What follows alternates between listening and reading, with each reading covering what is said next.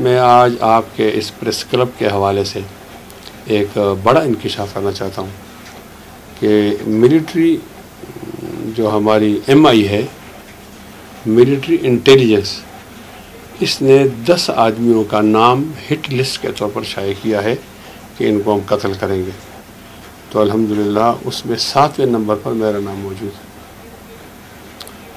میں اپنے طاقتور لوگوں سے زندگی کی حفاظت کی بھیک مانگ رہا ہوں کہ مجھے قتل نہ کیا جائے۔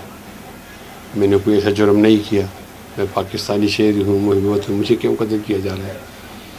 وہ لسٹ احسان اللہ احسان نے شائع کی، جو طالبان کا ترجمان تھا، پھر وہ تسلیم ہو گیا اور پھر ان کے ہاتھ سے نکل گیا۔ تو ان کو کہا گیا کہ ان 10 لوگوں کو آپ قتل کرو گے تو آپ کے گناہ معاف ہو جائیں گے۔ یہ فیس بک پر ہے۔ 7ویں نمبر پر میرا نام ہے، تو 8ویں نام پر عثمان کاکڑ کا نام تھا، جن کو قتل کر دیا گیا ہے۔ تو آپ اگر ہماری آواز پہنچا سکتے ہو ان لوگوں تک، آپ ہماری آواز پہنچا سکتے ہو اور آپ کی وجہ سے ہماری حفاظت ہو جائے، تو یہ آج آپ کے پاس آنا میرے لیے رحمت کا ذریعہ ہوگا۔